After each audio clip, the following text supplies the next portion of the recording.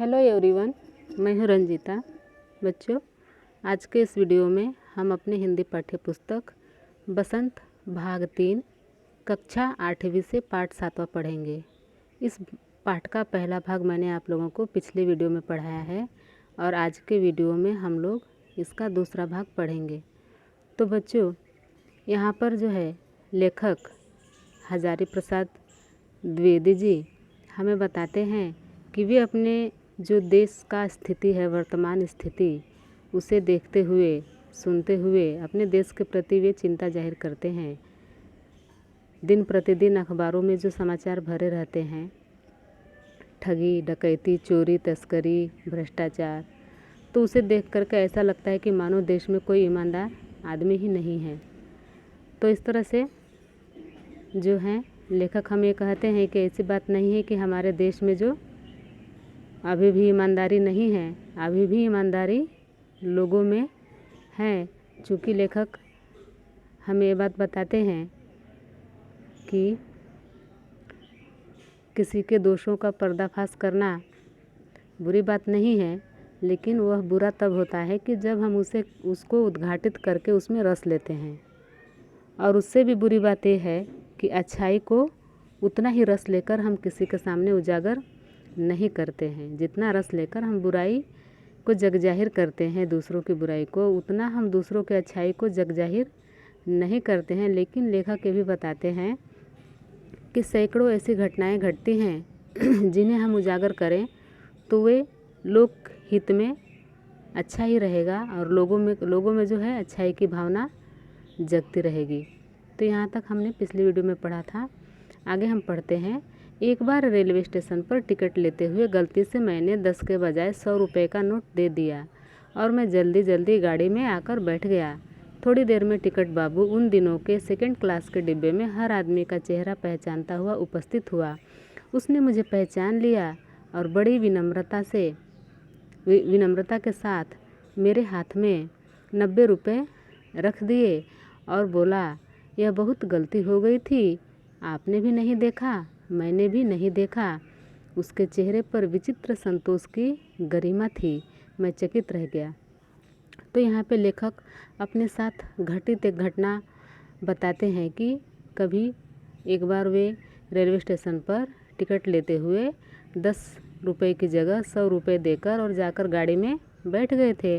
लेकिन वह जो टिकट मास्टर था वह इतना ईमानदार था कि वह उस डिब्बे में, सेकंड क्लास के डिब्बे में, हर आदमी का चेहरा पहचानता हुआ लेखक के सामने आकर खड़े हो गया और उनके हाथ में 90 रुपये देते हुए बोला कि बहुत गलती हो गई थी, आपने भी नहीं देखा था और मैंने भी नहीं देखा। और उसके बाद जो उस टिकट मास्टर के चेहरे पर एक संतोष झलक रहा था, वह देखकर लेखक चकित रह गए। कैसे कहूँ कि दुनिया से सच्चाई और ईमानदारी लुप्त हो गई है। वैसी अनेक अवांछित घटनाएं भी हुई है, परंतु यह एक घटना ठगी और वंचना की अनेक घटनाओं से अधिक शक्तिशाली है।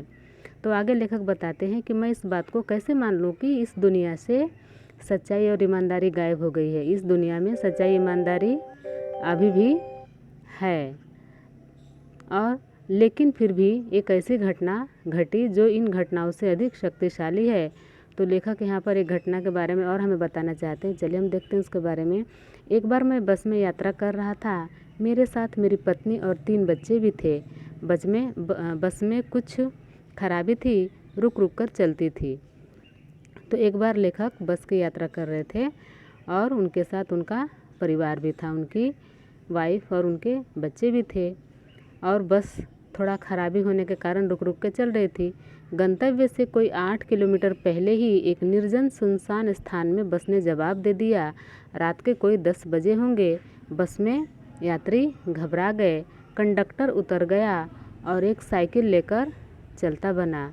लोगों को संदेह हो गया कि हमें धोखा दिया जा रहा है। तो तभी क्या हो गया कि अभी लेखक को जहाँ पहुँचना था, गंतव्य यानी कि उनका जो मंजिल था, जहाँ तक उन्हें जाना था, उससे कोई 8 किलोमीटर पहले ही एक निर्जन सुनसान स्थान, यानी कि जहाँ पे किसी का आना जाना नहीं था, एकदम सुनसान सड़क, और वहीं पे बस रुक गई। और उस समय रात के 10 बज रहे थे। सभी लोग यात्री घबरा गए। कंडक्टर है जो उतर गया और साइकिल लेकर चला गया। अब लोगों को थोड़ा संदेह हुआ कि हमें धोखा दिया जा रहा है। बस में बैठे लोगों ने तरह तरह की बातें शुरू कर दी। किसी ने कहा यहाँ डकैती होती है, 2 दिन पहले इसी तरह एक बस को लूटा गया था, परिवार सहित अकेला मैं ही था, बच्चे पानी पानी चिल्ला रहे थे, पानी का कहीं ठिकाना न था, ऊपर से आदमियों का डर समा गया था। तो यहाँ पे लेखक बताते हैं कि बस में अब लोगों के बीच तरह तरह की बातें शुरू हो गई थी। कंडक्टर को जाते देखकर कोई कह रहा था कि यहाँ डकैती होती है, 2 दिन पहले इसी तरह से एक बस को यहाँ लूट लिया गया था। और उस बस में परिवार सहित अकेले लेखक ही थे, यानी कि जो भी लोग थे वो अकेले थे, लेकिन लेखक ही एक ऐसे थे, उनके साथ उनका परिवार था, उनकी वाइफ और बच्चे थे, बाकी किसी के साथ किसी का परिवार नहीं था। और इनके बच्चे जो है पानी के लिए चिल्ला रहे थे, लेकिन पानी का कहीं भी ठिकाना न था, और ऊपर से आदमियों का डर समा गया था इस तरह की बातें सुनकर। तो चलिए आगे क्या होता है देखते हैं। कुछ जवानों ने ड्राइवर को पकड़कर मारने पीटने का हिसाब बनाया। ड्राइवर के चेहरे पर हवाइयाँ उड़ने लगी। लोगों ने उसे पकड़ लिया। वह बड़े कातर ढंग से मेरी ओर देखने लगा और बोला, हम लोग बस का कोई उपाय कर रहे हैं, बचाइए, ये लोग मारेंगे। तो कुछ बस में सवार नौजवान लोगों ने फैसला किया कि ड्राइवर को पकड़कर मारेंगे, और उन्होंने ड्राइवर को पकड़ लिया। और ड्राइवर के चेहरे पर जो है हवाइयाँ उड़ने लगी, यानी कि यह एक मुहावरा है, हवाइयाँ उड़ना, डर के मारे, यानी कि वह बहुत डर गया। और वह कातर ढंग से, यानी कि बहुत ही कातर दृष्टि से जो है लेखक की तरफ देखते हुए बोला कि मुझे बचाइए, हम लोग बस का कोई उपाय कर रहे हैं और ये लोग मुझे मारेंगे, आप मुझे बचाइए। डर तो मेरे मन में था, पर उसकी कातर मुद्रा देखकर मैंने यात्रियों को समझाया कि मारना ठीक नहीं है। तो देखिए यहाँ पे डर तो लेखक के भी मन में था कि पता नहीं बस क्यों रुक गया, क्या होने वाला है, क्या घटना घटने वाला है। लेकिन उस ड्राइवर की जो कातर मुद्रा, यानी कि कातर चेहरा, यानी कि जैसे भयभीत चेहरा, उस ड्राइवर का भयभीत चेहरा देखकर लेखक ने यात्री को समझाया कि मारना ठीक नहीं है। परंतु यात्री इतने घबरा गए कि मेरी बात सुनने को तैयार नहीं हुए। कहने लगे, इसकी बातों में मत आइए, धोखा दे रहा है, कंडक्टर को पहले ही डाकुओं के यहाँ भेज दिया है। तो यहाँ पर जो यात्री थे लोग, वे कहाँ लेखक की बात सुनने को तैयार थे। वे कहने लगे कि आप इस ड्राइवर की बातों में मत आइए, ये हमें धोखा दे रहा है, कंडक्टर को पहले ही डाकुओं के यहाँ भेज दिया है।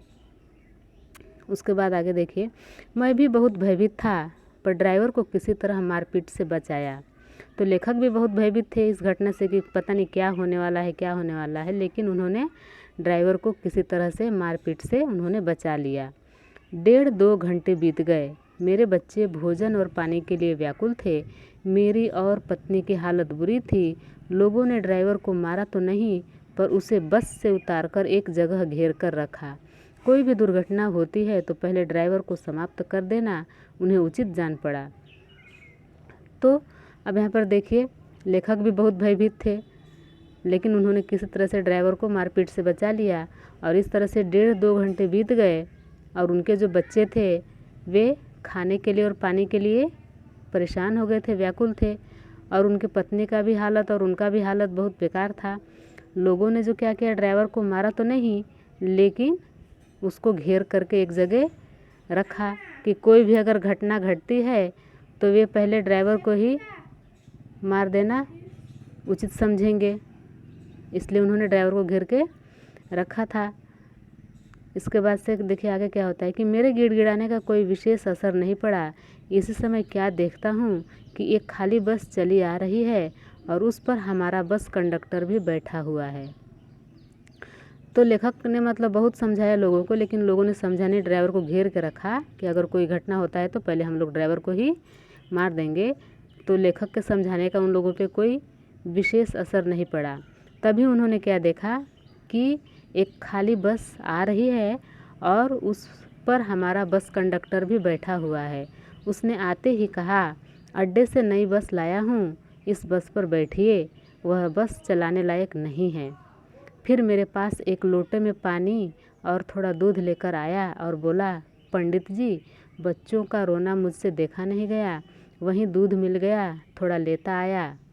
तो आगे देखिए क्या होता है कि बस कंडक्टर एक नए बस के साथ वहाँ पे आ गया और कहा कि मैं बस अड्डे गया था और बस अड्डे से नई बस लेकर आया हूँ, यह बस चलने लायक नहीं है, आप सभी लोग इस बस में बैठिए। फिर जो है लेखक के पास लोटे में पानी और थोड़ा दूध लेकर आकर बोले कि आपके बच्चे जो रो रहे थे तो मुझसे देखा नहीं गया, और जहाँ मैं गया था बस अड्डे पे वहाँ थोड़ा दूध मिल गया तो मैं लेता आया।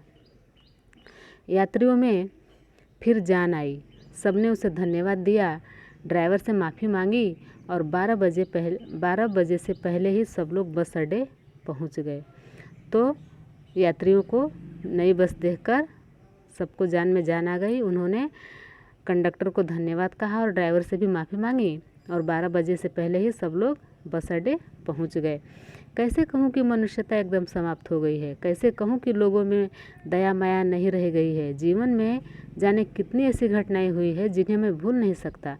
तो देखिए लेखक हमें इस बात को समझाना चाहते हैं कि मैं कैसे कहूँ कि इस दुनिया में जो है मनुष्यता नहीं है, क्योंकि लेखक के साथ ऐसी कई घटनाएं घट चुकी हैं कि वे भूल नहीं सकते हैं। जैसे कि रेलवे स्टेशन पे जो टिकट मास्टर ने किया और अभी जो कंडक्टर ने किया, बिना कहे ही पानी और दूध और नई बस भी यात्रियों के लिए। तो वही इसी बात को लेकर लेखक कहते हैं कि अभी भी तो इंसान में मनुष्यता है। ठगा भी गया हूँ, धोखा भी खाया है, परंतु बहुत कम स्थलों पर विश्वासघात नाम की चीज़ मिलती है। केवल उन्हीं बातों का हिसाब रखो जिनमें धोखा खाया है, तो जीवन कष्टकर हो जाएगा। देखिए यहाँ पे लेखक हमें यह बात समझाना चाहते हैं कि ऐसा बात नहीं है कि हर जगह मुझे मनुष्यता ही मिली है। कहीं ठगा भी गया हूँ, कहीं धोखा भी खाया हूँ, परंतु बहुत कम स्थानों पे विश्वासघात नाम की चीज़ मिलती है। और लेखक ये भी बात बताते हैं कि केवल अगर हम उन्हीं बातों का हिसाब रखें कि जिनमें हमने धोखा खाया है, तो हमारा जीवन कैसा हो जाएगा, कष्ट भरा हो जाएगा। अगर हम सिर्फ दुखी घटनाओं को ही याद करते रहें तो जीवन हमारा कष्टमय हो जाएगा। परंतु ऐसी घटनाएं भी बहुत कम नहीं हैं जब लोगों ने अकारण सहायता की है, निराश मन को ढांढस दिया है और हिम्मत बधाई है। तो यहाँ पे लेखक हमें एक बात और कहते हैं कि ऐसी भी घटनाएं बहुत कम नहीं है कि जहाँ लोगों ने बिना अकारण यानी कि बिना कारण की मदद की हो, यानी कि बिना कारण का सहायता किया हो और जो हमारा मन है उसको दिलासा दिया है, हिम्मत दिया है। कविवर रविंद्रनाथ ठाकुर ने अपने प्रार्थना गीत में भगवान से प्रार्थना की थी कि संसार में केवल नुकसान ही उठाना पड़े, धोखा ही खाना पड़े, तो ऐसे अवसरों पर भी हे प्रभु मुझे ऐसी शक्ति दो कि मैं तुम्हारे ऊपर संदेह न करूं। तो देखिए यहाँ पर हमारे जो महान कवि थे रविंद्रनाथ ठाकुर, उन्होंने एक प्रार्थना गीत में भगवान से जो प्रार्थना गीत लिखा था उसमें उन्होंने लिखा था कि हे प्रभु संसार में केवल नुकसान ही उठाना पड़े, धोखा ही खाना पड़े, तो ऐसे समय में भी आप मुझे ऐसी शक्ति दो कि मैं आपके ऊपर संदेह न करूं। आगे देखिए, मनुष्य की बनाई विधियां गलत नतीजे तक पहुंच रही है तो इन्हें बदलना होगा। वस्तुतः आए दिन इन्हें बदला ही जा रहा है, लेकिन अब भी आशा की ज्योति बुझी नहीं है। महान भारतवर्ष को पाने की संभावना बनी हुई है और बनी रहेगी। मेरे मन निराश होने की ज़रूरत नहीं। तो देखिए लेखक यहाँ पे जो लास्ट पैराग्राफ है इसमें कितनी अच्छी बात समझाते हैं कि मनुष्य की बनाई विधियाँ गलत नतीजे तक पहुँच रही है तो इन्हें बदलना होगा। यानी कि मनुष्य जो रीति बना रहा है, जो विधियाँ बना रहा है अच्छे के लिए, अगर वह गलत नतीजे तक पहुँच रही है तो इन्हें हमें बदलना होगा। इन्हें हमें गलत रास्ते पर जाने से रोकना होगा, बदलना होगा। और आए दिन ऐसा हो भी रहा है, इन्हें बदला भी जा रहा है कि ये गलत साबित न हो, लेकिन अब भी आशा की ज्योति बुझी नहीं है। तो लेखक ये कहते हैं कि अब भी जो है हमारे मन से आशा की ज्योति, यानी कि जो हम उम्मीद रखते हैं कि ऐसा हमारे जीवन में नहीं होगा, ऐसे हमारे देश में नहीं होगा, हम इसी आशा पे अभी भी चल रहे हैं। तो एक बात आप लोग ध्यान से सुनिए बच्चों, हम लोग कहते हैं ना कि निराशा कभी भी मन में नहीं रखना चाहिए, मन में हमेशा आशा की भावना रखना चाहिए और महान भारतवर्ष को पाने की संभावना बनी हुई है। तो लेखक बताते हैं कि हमारे मन में अभी भी आशा बनी हुई है, हम निराश नहीं हैं और एक महान भारत पाने की संभावना बनी हुई है। और इस आशा से हमारे अंदर यह उम्मीद टिकी हुई है कि हमारा भारत एक महान भारत है या एक महान भारत बनेगा और बनी रहेगी, और वह बनेगा और वह उसको कायम रखेगा, बनी वह महान बना रहेगा। तो लेखक अब यहाँ पर अपने मन से कहते हैं कि हे मेरे मन, निराश होने की ज़रूरत नहीं है, मन में उम्मीद जगाए रखो, निराश होने की ज़रूरत नहीं है। चूँकि लेखक ने पाठ के शुरुआत में कहा था कि जो समाचार पत्रों में चोरी, डकैती, भ्रष्टाचार, ठगी या आए दिन तरह तरह की घटनाओं को सुनकर उनका मन बैठ जाता था, निराश हो जाता था। लेकिन कुछ ऐसी घटनाएं लेखक के साथ घटी कई जगह की लेखक मानते हैं कि पहले तो उनके मन में से ये विश्वास हो गया था कि इस दुनिया में लगता है कि ईमानदारी है ही नहीं है, ईमानदार लोगों का कोई मतलब इसमें मोल है ही नहीं। लेकिन उनके साथ ऐसी बहुत सारी घटनाएं घटी जिससे लेखक ये भी साबित करते हैं कि नहीं, अभी भी हमारे भारतवर्ष में या दुनिया में ईमानदारी, सच्चाई, मनुष्यता कायम है। तो हमें निराश नहीं होना चाहिए, हमें अपने मन में आशा जगाए रखनी है कि हमारा भारत एक दिन महान बनेगा और हमेशा बना रहेगा। तो हे मेरे मन, तुम्हें निराश होने की ज़रूरत नहीं है। तो ठीक है बच्चों, हजारी प्रसाद द्विवेदी जी ने इस पाठ में हमें अपने भारतवर्ष के बारे में बहुत ही अच्छी बात समझाई है। आप लोग वीडियो को अच्छे से देखें, पढ़ें और समझें। Thank you.